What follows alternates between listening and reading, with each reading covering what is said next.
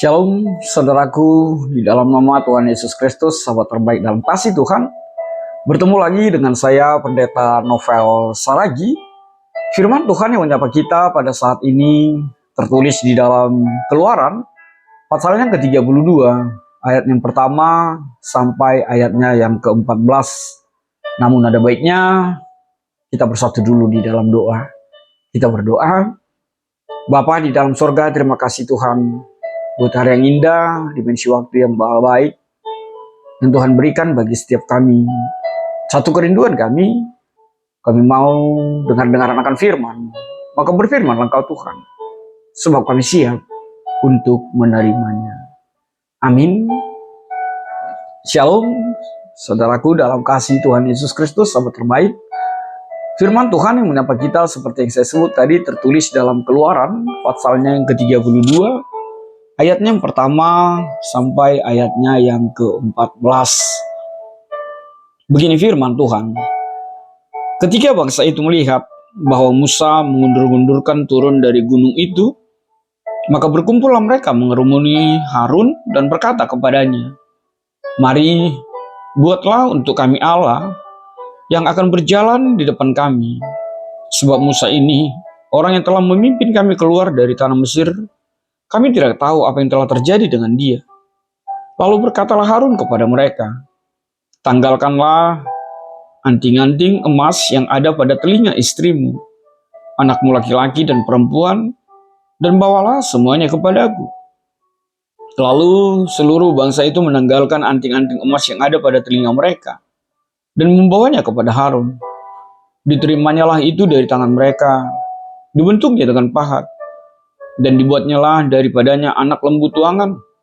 Kemudian berkatalah mereka, "Hai Israel, inilah Allahmu yang telah menuntun engkau keluar dari tanah Mesir." Ketika Harun melihat itu, didirikannya mesbah di depan anak lembu itu.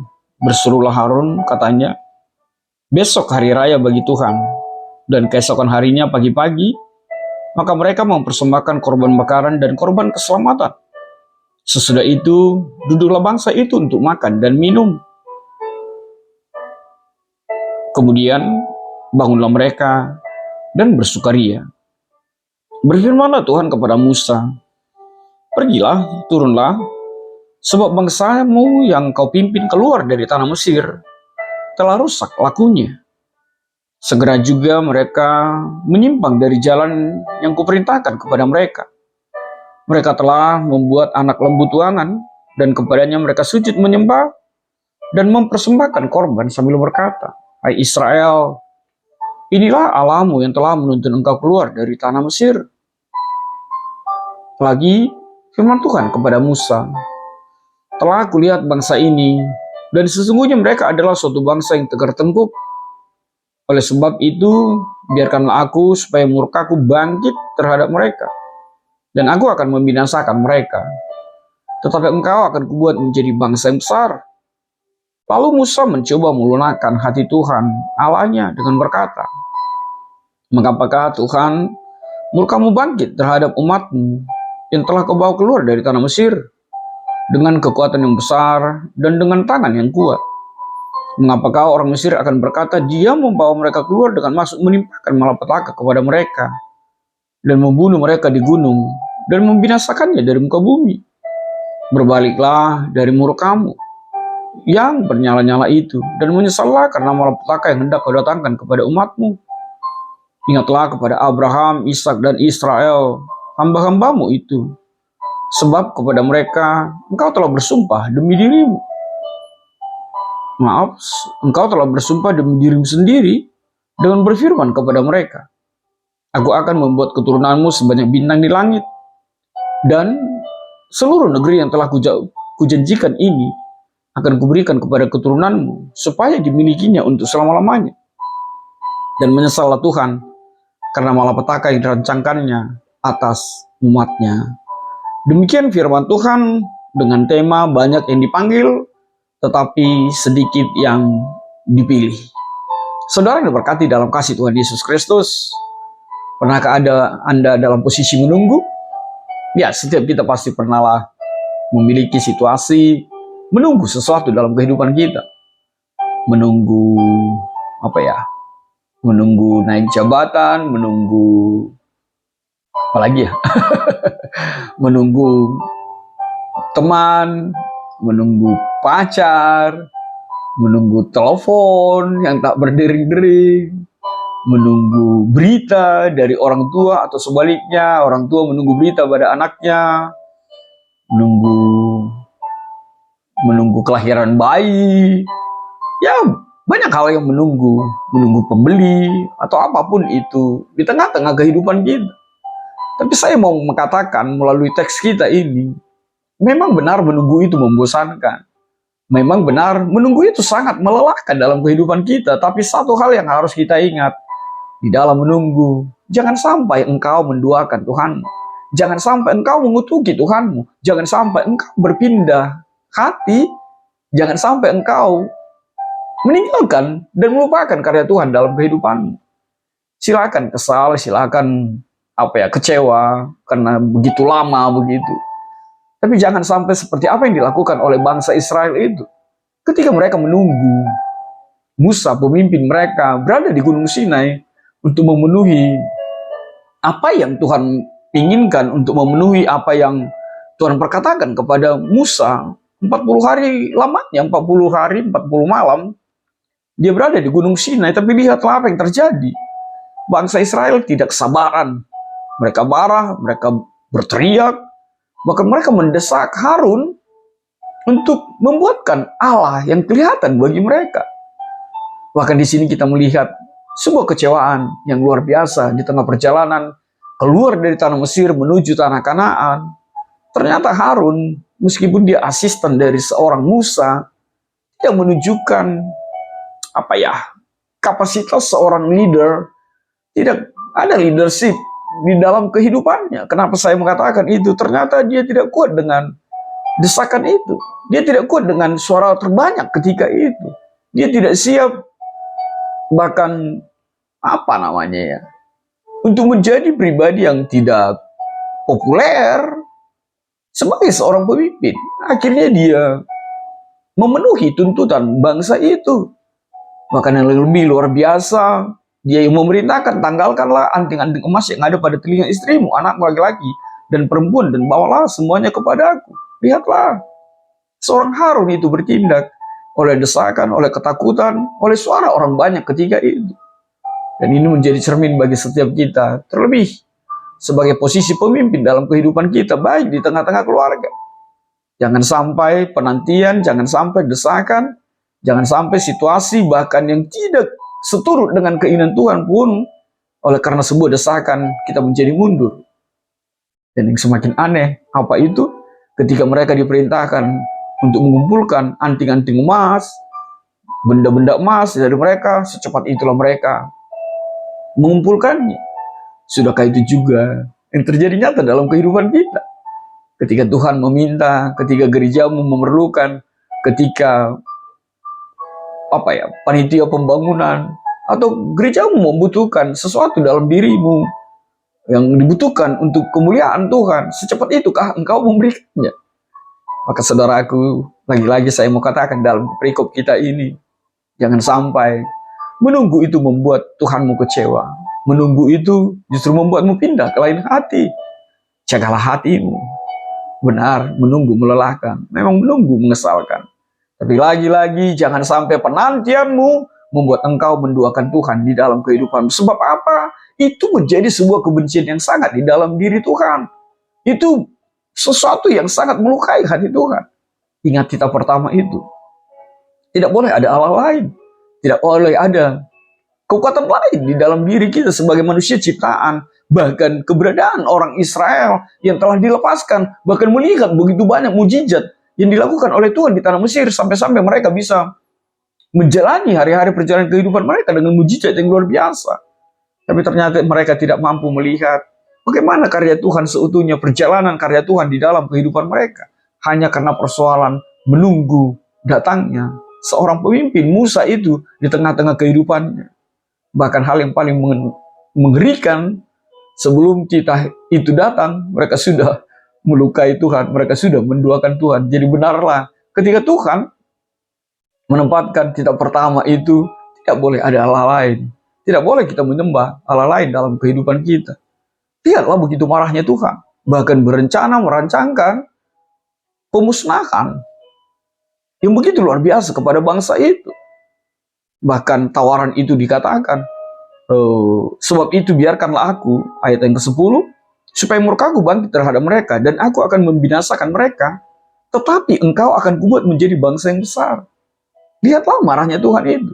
Dan hal itu semakin luar biasa dari seorang pemimpin seperti Musa. Harusnya Musa bisa menyelamatkan diri dan membela diri. Harusnya Musa, ketika dia tidak menjadi pemimpin yang memikirkan kemaslahatan umat, yang memikirkan nasib orang banyak atau kehidupan orang banyak, harusnya dia bisa mengatakan, ya sudah, matikan saja, bunuh saja, hancurkan saja mereka. Karena apa? Tuhan mengatakan, tetapi engkau akan kubuat menjadi bangsa yang besar. Tapi ternyata Musa tidak pernah egois memikirkan dirinya sendiri. Tapi Musa mampu berdiri sebagai pemimpin yang seutuhnya. Bahkan dia berdialog dengan Tuhan. Bahkan dia mencoba untuk agar Tuhan membatalkan rencana itu, memusnahkan bangsa itu. Akan sampai-sampai Musa membuka kembali lembaran yang lama itu. Bagaimana nanti kata orang, bagaimana nanti kata Mesir, kata Firaun atau siapapun itu, masakan ia dibawa orang Israel keluar dari tanah Mesir, tapi untuk dihancurkan, tapi untuk dimusnahkan.